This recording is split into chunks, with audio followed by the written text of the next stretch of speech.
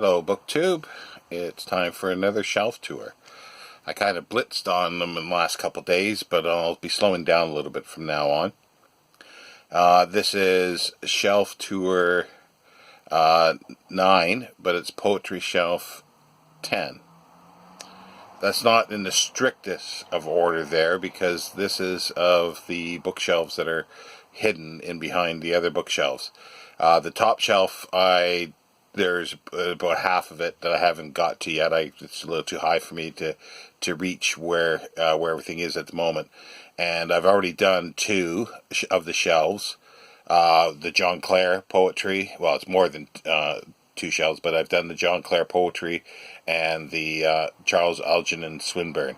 So those are 2 other ones, and if you're interested, you can look them up on my videos, because they are shelf tours in a sense, but they're specific to authors. Now, this year, shelf has some favorite authors as well. And it's Andrew Lang. This is a nice one, decorated cover, collection of ballads, well, edited by Andrew Lang. And I put that together with that. And this was published in 1910, it's a reprint in 1910, originally 1897. It's edited with introduction and notes by Andrew Lang, Chapman and Hall. And yeah, it's just anything if I see, if it's cheap enough that Andrew Lang had a hand in, I'm interested in it. Here's a lovely little one, but it is Andrew Lang poetry. It's Grass of Parnassus, and that's a beautiful cover, embossed and gold on the spine. It's a nice size too, these ones. I like these. I've got quite a few of them, and to be honest, if I see any of publication of these, doesn't matter what it is, which I don't see too many, but if I see them really cheap, I do grab them. This one here is, as I say, it's Grasses of Parnassus, Rhymes Old and New by Andrew Lang, 2nd edition, 1889, Longman's Green and Company. It doesn't say when the original one came out on the title page, but it's nice sort of textured paper. It almost feels like handmade paper, and you can see it's, well, I guess you call it deckled edges now, but it's rough cut. And there is a newspaper article that is folded up in here. It doesn't give me a year, but it's a long column. Andrew Lang's Poems, a retrospect. See, as you can see, all the way down from a broadsheet. And there's some interesting things on the back. London Spectacle Mission Society. And it looks like, not quite sure what this is. It's a listing of something on the back. And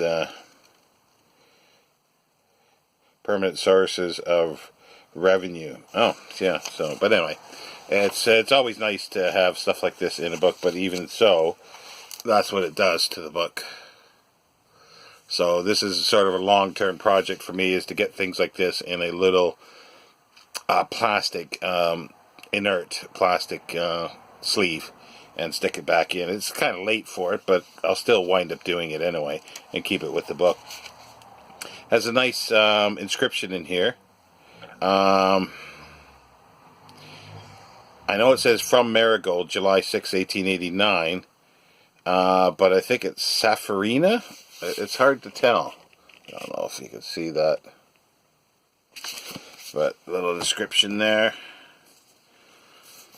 This one is another edited book by Lang. I keep it out here, actually, because I always am perusing through it. It's Ballads of Books, edited by Lang. It's, again, Longman's Green and Company, 1888. And it's, again, the deckled edges, even on the bottom. It's not a first printing, but It's just, yeah, it's books. It's poems and ballads about books. Just lovely, lovely. And I'm always reading it and rereading it. Here's another one that's sort of very similar. Blades, ballads in blue china. And I just, as I say, I just love these, and they're just nice. There's the green and blue.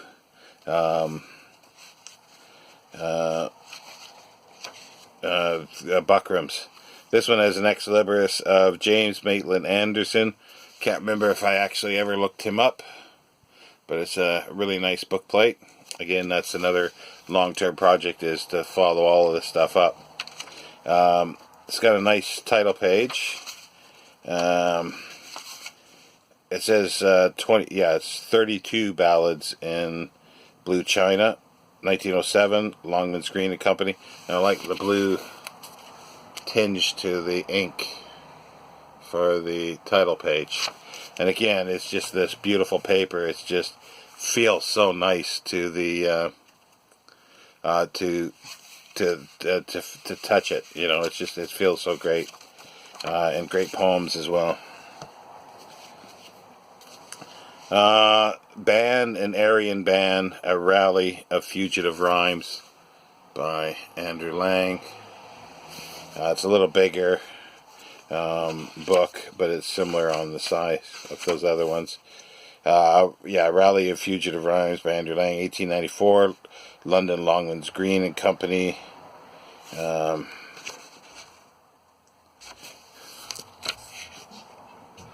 frontispiece. I don't think there's any other illustrations in here. No, I don't think there is. I don't remember any others. But yeah, those are individual books, and I always am on the lookout for individual books of Lang. But here's the Poetical Works of Andrew Lang. It's 4 volumes. It's a limited edition. It's limited. What does it say here? Might be in the 4th volume, but I think it was edited, put together by his widow, his wife. Well, this is all. I'm looking at volume 4 here. That's probably why. Yeah, edited by Mrs. Lang in 4 volumes with a portrait. And I'll show you. Well, there's the title page and the portrait. If I can get the tissue paper separated there, it's always difficult. And sort of image dried. He was a big fisherman, but I don't think he's fishing there. Let's look at volume 1. There's volume 1. The only downside of this one is that I don't mind people's names in it, but I dislike it when they do that, or tear out the front free end paper, or cut it. Like if their name's in the corner, so they'll cut out a corner of it or something, or rip it out, even worse. 1,075 copies in this edition have been printed. This copy is 740. They're not that expensive. There are other ones, and I was going to upgrade a little bit, but the virus happened, so that sort of slowed things down because I had the thought of doing that. But yeah, there's 4 volumes, and it was done in 1923 by Mrs. Lang. Also, too, here is that he translated, or partially translated with others, the Homer's Iliad and Homer's The Odyssey. It's not done into verse; it's done into prose, but because it is Lang, I've kept it together. This is a multi-printing up to 1912 of the Iliad. I have not read it, so I don't know how good of a translation it is. I picked up the Iliad, for I think £1, and I couldn't find anything else around here, so I had to go on to the internet and buy the other one. But I don't think I paid much for it. Maybe a couple pounds, maybe 5 at the most with shipping. It says, yeah, done into English prose. It's with the Odyssey here is with S.H. Butcher and Andrew Lang, 1893, London. It's got a book plate of someone. Might be a little harder to trace. See, there's different editions. It's just got the surname, J. Thornton. This one there's 3 translators here for this one, and it's a multi-later printing. But it's got white end papers, and it's got an Enid F. Howard, January 13 at the top. And it's done into English by Andrew Lang, Walter Leaf, and Ernest Myers. It's a revised edition, 1912. Now, things that are sort of related to Lamb, in the not Lamb. Sorry, by Andrew Lang. It's other poets that I sort of found. They're connected. They were sort of friends, and this is Robert F. Murray, his poems and with memoir by Andrew Lang. And yeah, I like his poems as well. It's got a big introduction to it, so it's quite substantial.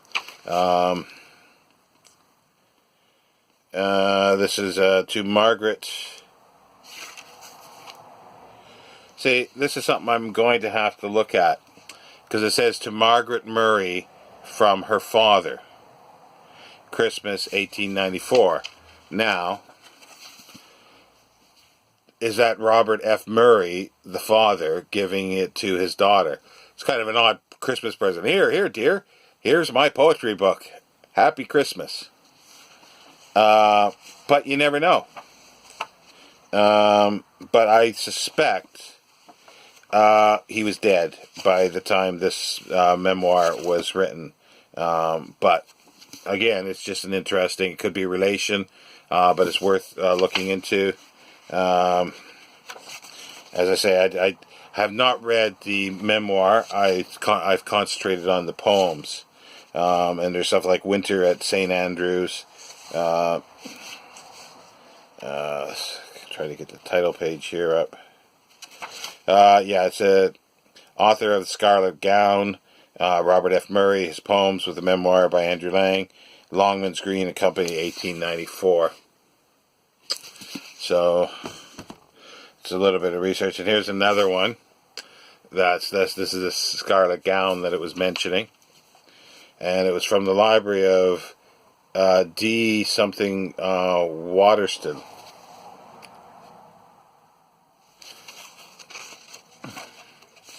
And this is Being Verses by a St. Andrew's Man, R.F. Murray, second edition with additional poems and introduction by Andrew Lang, 1909, James McLuce and Sons, publishers to the university. And there he is there. Yeah, I quite like these. That just reminded me that I'm not sure if it's one of these books or not, but I'll get to it in a second.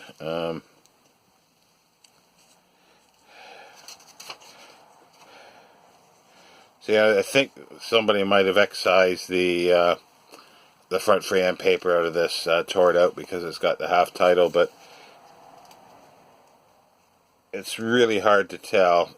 I suspect it is. But this is Austin Dobson, another connection with Lang and St. Andrews University, I believe. Nice frontispiece. And London Keegan Paul Trench, Tubner and Company. It is 1897 at the Sign of the Lyre. Again, I really like the poetry. And 2 more volumes by Dobson. It's volume 1 and 2. The Lyre one is one of these volumes, I believe. It's poems on several occasions. 2 volumes.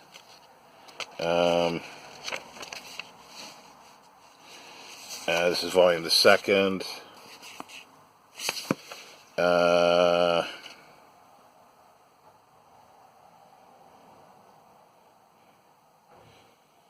think 1889, I think that says. And this is the second one.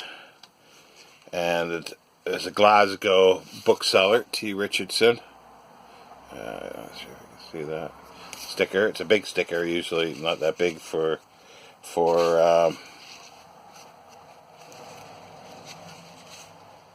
ones. Yeah, Austin Dobson, his book. So now, well, let's do these. George Meredith, Reading the Earth. It's just a collection of ones. It's a Nickelbaum edition. See, there's the type of thing that's a small bookseller sticker that's in the corner, which is quite neat. Again, these are all things I do want to note and get sorted. Constable and Company, London, 1922. It's just a cheap edition, collection of his poems. These are more original ones by Macmillan and Company. Again, bookseller sticker, Angus and Robertson. I've got quite a few from that bookseller.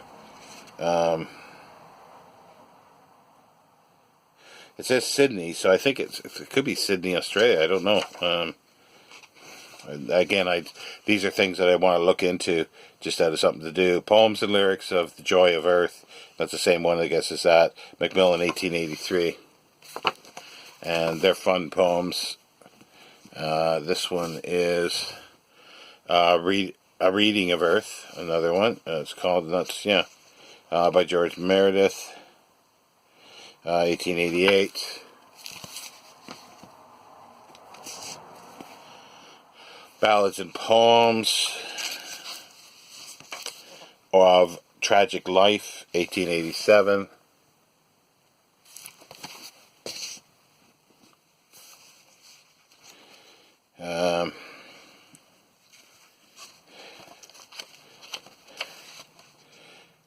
Reading of Earth again, 1888. I don't know if it's the same. It could be. See, I might have 2 copies of this. Yeah, it looks like I got 2 copies of it. This one is more interesting for the fact that it's a G.H., I think, or it could be G something C, Simpson. Now, I've got a lot of poetry books that are owned by this person. A lot of the Swinburne was owned by this person here. So again, it's worth looking into. And that's 1988, same. We've got poems by Stephen Phillips. This is 1898. Again, it was a poet that I'd not heard of. It might be the only one that he's ever done, but I enjoyed the poetry that I've read out of that. Here's Herbert Reed, Collected Poems, Faber and Faber. It's got the dust jacket.